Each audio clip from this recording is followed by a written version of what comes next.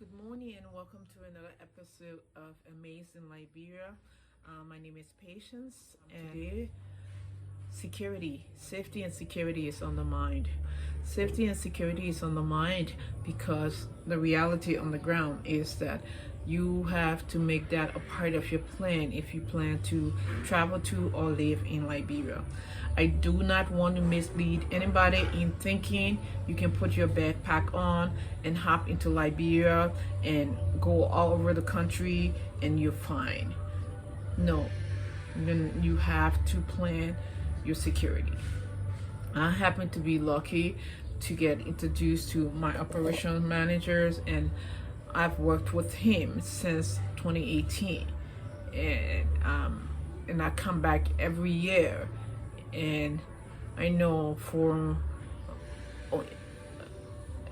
people that I know, he's the one person who I know has been being reliable, even more so than any of my family members have been. So while I'm in Liberia, he's nearby.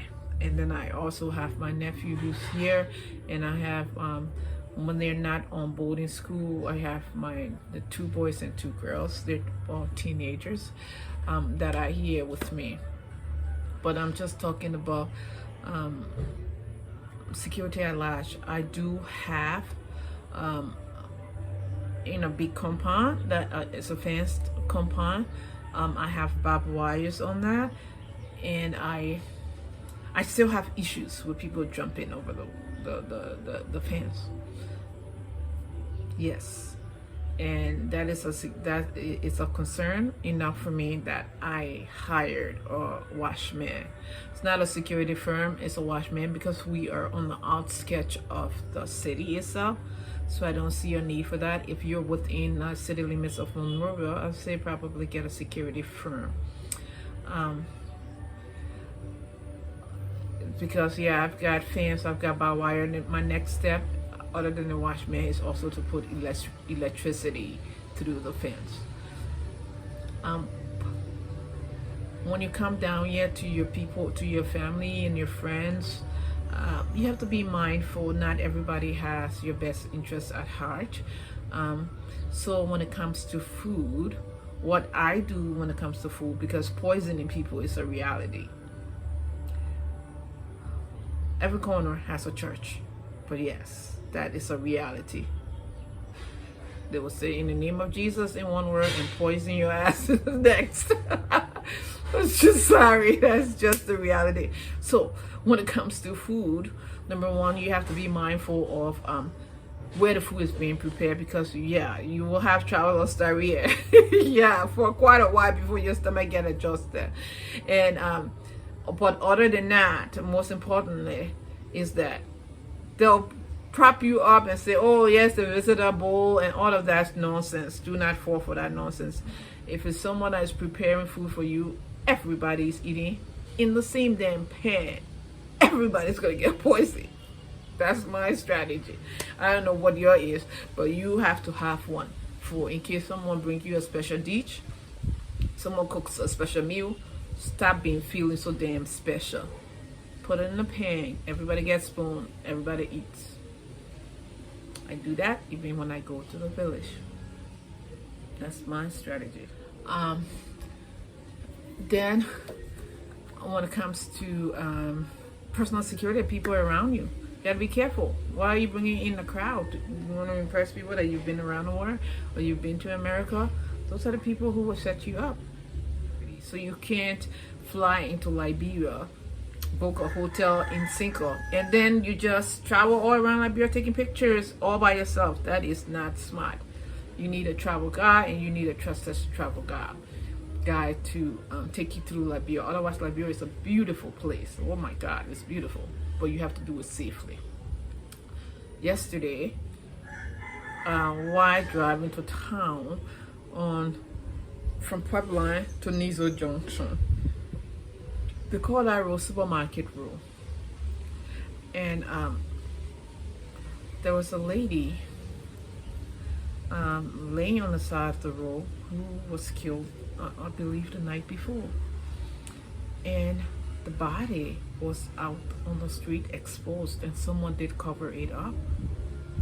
But people were just around looking at this body.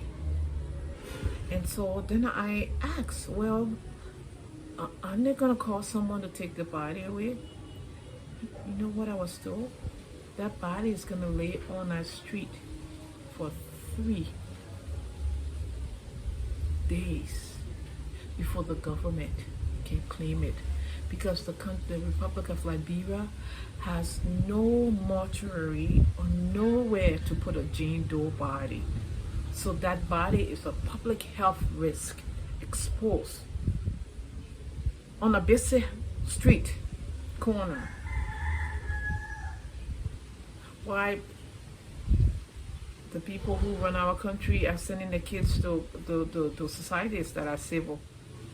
So that brought my security to a forefront. And I haven't said something about people jumping over my fence before, but I decided to make this video because I don't want anybody to think you can just come here without consequences.